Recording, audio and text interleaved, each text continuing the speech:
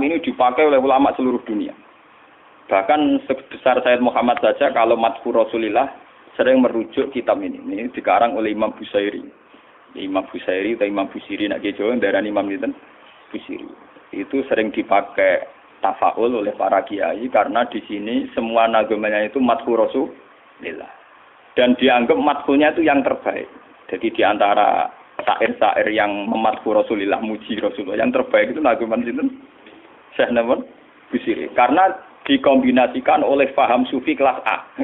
Faham sufi kelas nomor A. Buatan berbau Syiah, ya ada berbau ahli sunnah, pokoknya kelas A sufi ini. Yura sunni, yura apa? Syiah. Misalnya begini.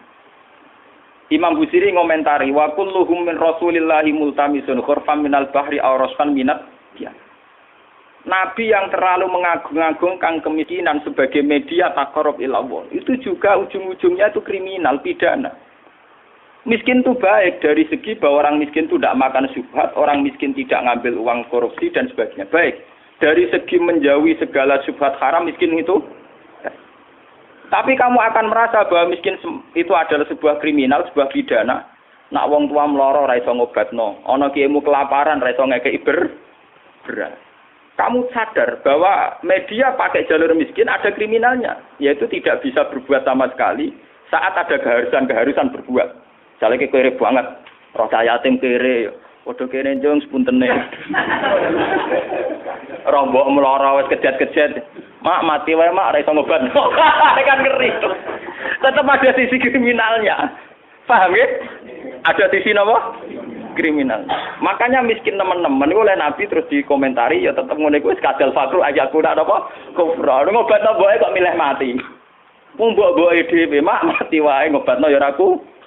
Sampeyan ya wis tuwa wae. Ya pancen ra diomongno tapi atine ngono.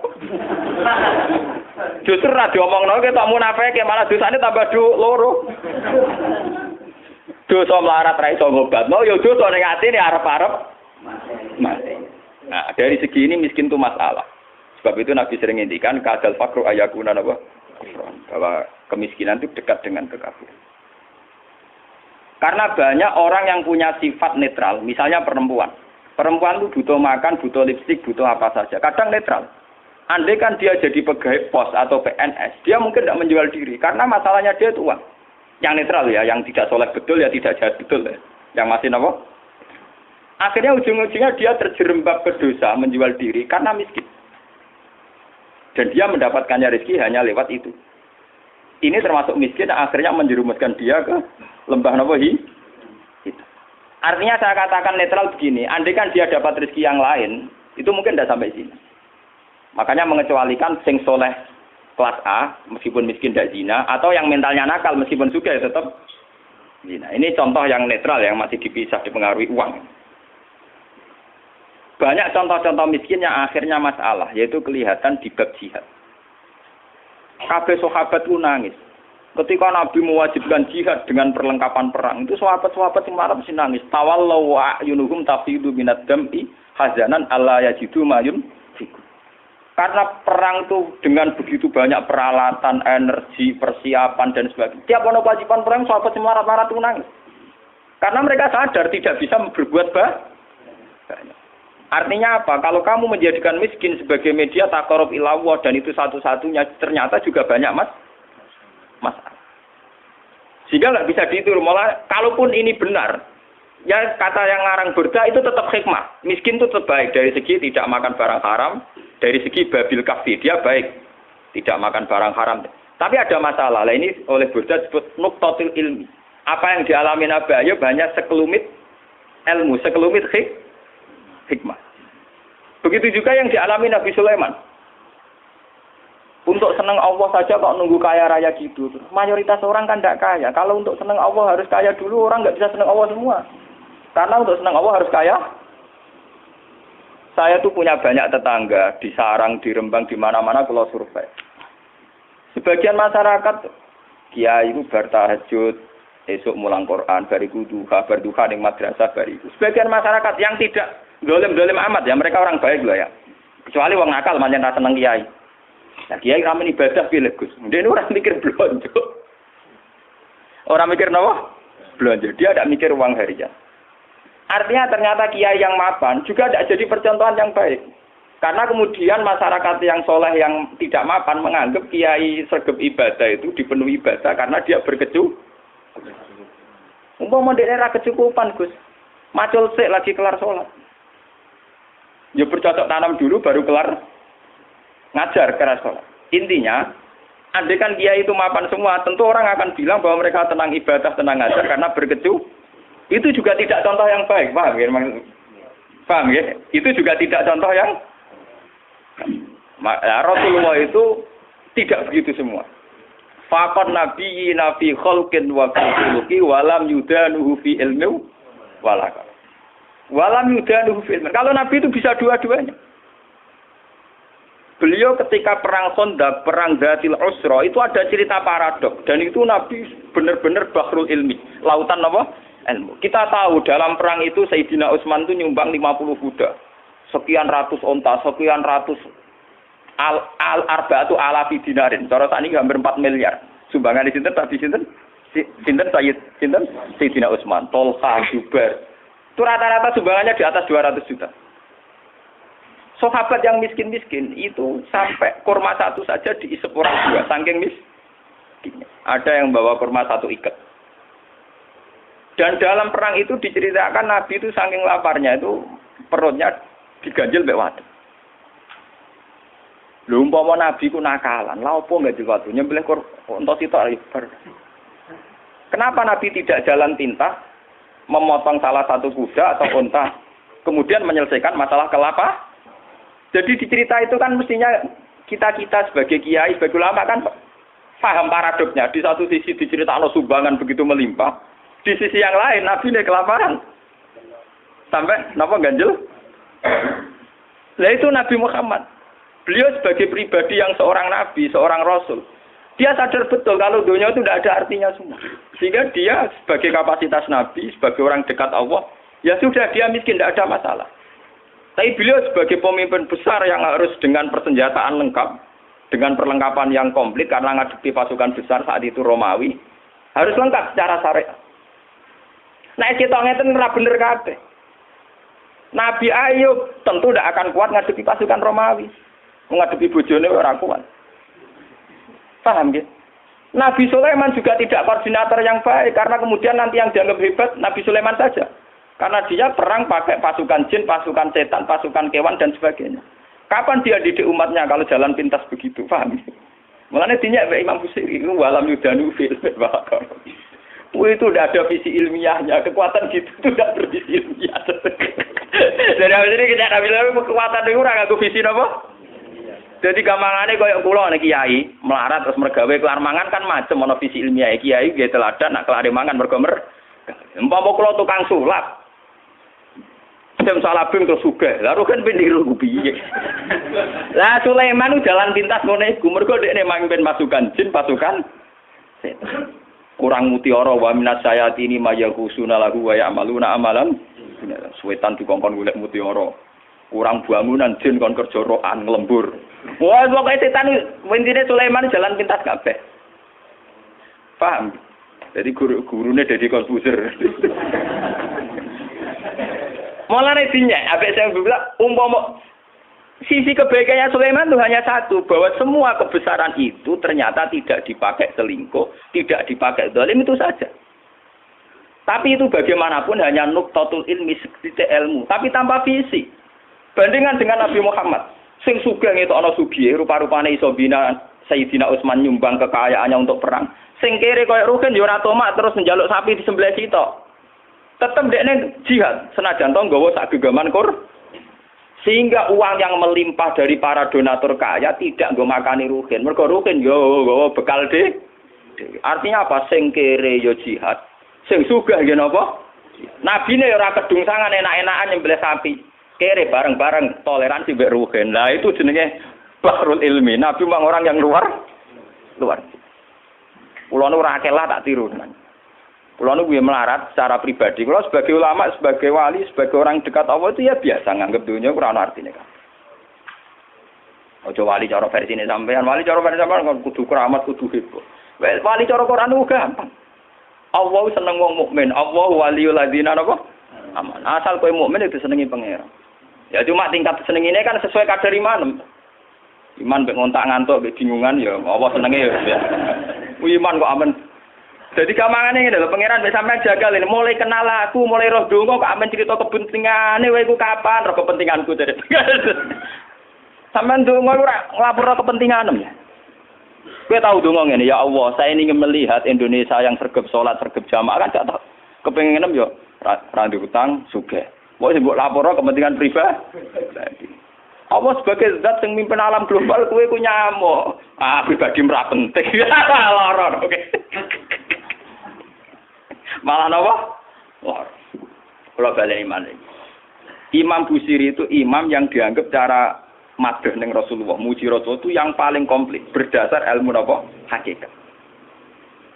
Sehingga visi kayak Sulaiman itu memang ya beliau hanya soleh gitu saja akhirnya. Tapi tidak punya visi ilmiah, visi pembinaan, visi tarbiyah. Bagaimana umat bisa dibina dengan model salafi? Tidak bisa ya. Rai iso kowe didik umat sebagai ulama, kiai terus didonga apa terus duit teko dhewe dikirim jin, emas batangan dikirim. Mungkin kowe jaduk sebagai pribadi, tapi itu tidak tokoh yang baik. Begitu tidak tokoh yang apa? Kulo nu anake kiai, jadi ngerti tenan sanad-sanadnya. Bapak nu gak ada wiridan disukani orang yang sedang populer jadi wali saat itu. Wongnya saiki cek urip sing terkenal jadi wali. Beliau itu guyon mbah ijazah ben sugih. Lah si orang itu dikasih ijazah. Bapak itu sebagai orang yang hafal Quran, orang syariat nyongkone bapak itu ya terus rezekinya lancar lewat kerja, mbok sawah panen, mbok apa, segala umumnya orang yang bapak itu orang Quran inginnya kayak umumnya orang. Ketika wiridan itu dibaca ada dua entah mbok makhluk gaib mbok jin, nggo duwe usah kresek. Iya jadi kan butuh duit nih gitu. Bapak terus keluar dari kholwatnya itu. Pas itu ada ibu, ada saya. Wah wali ku ra kasil ya. Wali ini ijazah. Wah wali ku ra kasil. Masa aku ra wali bener.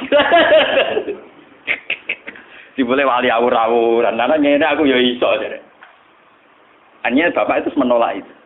Dan saya setuju oleh perilaku bapak itu. Itu jalan pintas. Namanya apa? Jalan apa? Kita ini punya Nabi Muhammad, bukan Nabi Sulaiman. Mulane pangeran Nabi Sulaiman pisan ora dibaleni, bahaya kanggo umat. Sing Nabi kan Nabi Sulaiman harus ikut tok, serasa dibaleni, paham napa? Gak usah napa? Mulane berdangannya, walam yudanuhu fi ilmin. Mereka itu tidak mendekati Rasulullah sama sekali fi ilmin, baik dari segi visi ilmiah, wala karomin, tidak dekat sama jauh sekali. Karena visi kayak Sulaiman tidak bisa tarbiyah. Coba sekarang santri-santri yang mondok sama Kiai Jaduk yang sing salabing. Mulia men golek yakik keris ora dadi wong. Paham nggih? Ora dadi wong. Kiyaine kon tobat dengan dani ini. Ya kadang payu antike langsung tak wakeh. Ayo kadang kuwere tenan. Itu tidak ada jangka panjang. Sebab itu Nabi ora ana ning gone Quran anit tabi milata Sulaiman ora ana. Sing ana anit tabi milata Ibrahim napa? Jadi ternyata di Quran itu ada tradisi komplain, tradisi kritis meskipun tetap menjaga husnul adab. Rasulullah di antara para nabi-nabi itu diceritakan semua. Tapi pada akhirnya yang jadi pilihan Nabi itu hanya Nabi Ibrahim. Anit tabi milata Ibrahim napa? Selain itu mereka hanya orang-orang baik tapi tidak bisa ditiru. Kayak Nabi Ayub. Nabi itu miskinnya baik, karena saat miskin tetap ibadah, tetap senang Allah. Tapi kelihatan tidak ada gunanya saat ada kewajiban yang berkait harta. Misalnya aku melarat, apa? Gak subhat apa? Tapi ketok salah ya. Nek mbokku lara ora iso ngobatno. Ana cah yatim melarat ndak bisa bantu. Ana nabine disio-sio wong kafir ora iso bantu. Ana kiyaine kelaparan ora iso. Kayak apa nyesalnya kita kalau kita miskin ngerti nabinya ndak bisa bantu? Artinya ada sisi salahnya kan, ada sisi negatif. Sebab itu miskin juga ada contoh yang ideal, paham ya? Tidak contoh yang apa? Tapi kesugihan kalau Sulaiman jalan pintas juga ada contoh yang ideal. Kalau Nabi, nah sampean saya tangklet, nak kirene Nabi terkenal Gus sugih ngeten. Lha itu hebatnya Burda. Warawadat dul jibal syummu min dhahabin an nafsihi fa araha ayyama sabam. Wa akadat zuhdahu fiha daruratuhu inna darurata la ta'du alal isami. Wa kaifa tad'u ila dunya daruratu man laula lam takhrujid dunya minal adam. Walhasil intine cerita, ketika Nabi kere pas perang Khandaq terus pas beberapa peristiwa niku.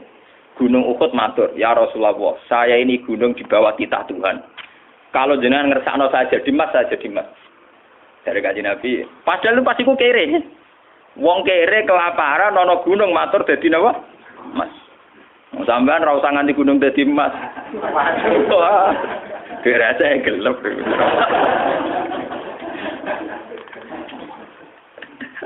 Lalu diambil wong akeh gara-gara sesuk nu Rembang pilkada.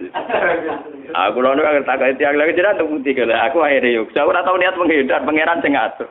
Aku dhisik pas pilihan riyen pas 5 April pas caleg napa? Pilek. Gendala pas ning Mekah, lah iki pas pilihan Rembang lala kan yuk. Jelas semua aku alami. Kowe nyalano pangeran kono aku ya alami pokoke aku agar rahat akhir bulan mara putih. Ya aku ya alami. Berarti jenengan ora golput. Kowe nek eling pangeran nek takok ngono. Pangeran nek diraku golput, nyebut pangeran kok susah. Wong mukmin kok nyebut pangeran apa? Susah. Sekali-kali muni Gus Bah ditakdir pangeran ora ro ngono. Sekali-kali muni pangeran to ben nyual teman-teman. Nak kabeh sing ngono iku kersane napa? Senane kok nyual wong alim. Langsung mriyang. Nggih Gus kabeh kersane bener ya kabeh kersane pangeran termasuk pangeran ngertakno kowe melok bingung aku ora. Ora kok dadi bupati kok melok bingung goblok. Dadi wong mukmin kok bingung kowe ora melok dadi kok melok. Nak Rembang dipimpin wong dolim piye Gus nak dipimpin wong saleh piye. Ya takdire pangeran gaya aku ora bingung gawe kowe. Nah ketoke bener aku ketoke. Kok ciri utama wali ku la khaufun alaihim wa lahum yahzanun. Berarti parkaku cara tarif wali. Iki kok lahum yahzanun. Gak wati ora pati susah, ora pati ri. Ciri utama takrif wali kan la khaufun alaihim walahum. Nah, do bingung terus iki ada. Wah, ayo kapan apa nak niru jenengan yo latihan.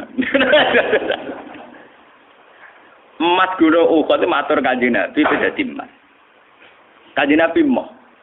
Lah niki hebate sing aran Burda. Ketika Kanjeng Nabi menolak, padahal beliau secara lahir mendesak butuh harta untuk kekuatan perang, kekuatan jihad, kekuatan li'ilai kalimatillah. Jarene Burda nak ngelem Kanjeng Nabi, wa fatat ila dunya daruratu man laula lam takhrujid dunya minal adam. Anane donya sak donya iki kabeh Kanjeng Nabi ra dhisik Kanjeng Nabi. Kanjeng Nabi itu Nur Muhammad diciptakan Allah itu 2000 tahun sebelum alam raya ini. Bagaimana orang yang diciptakan lebih dulu butuh hal yang kemudian. Mulane jarene Burdah, laula lam takhrujid dunya minal adami dunya ora gak ono. Anane dunya mergo digawe kanggo Nabi Muhammad. Laula kama khalaqtum asla. Umpama ora kowe mat aku ora gawe dunya. Bagaimana mungkin seseorang yang begini spesial, begitu kastanya tinggi, kemudian gletek terima seneng napa? Dunya sing dunya mau digawe faktor dekne. Mulane bener Nabi jawabane cek kowe dadi emas ya ora tetep ku dadi kowe ora usah kakek lapor.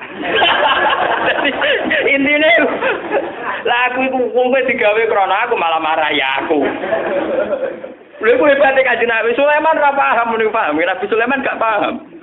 Dadi jak ada ilmune Kanjeng Nabi jak napa?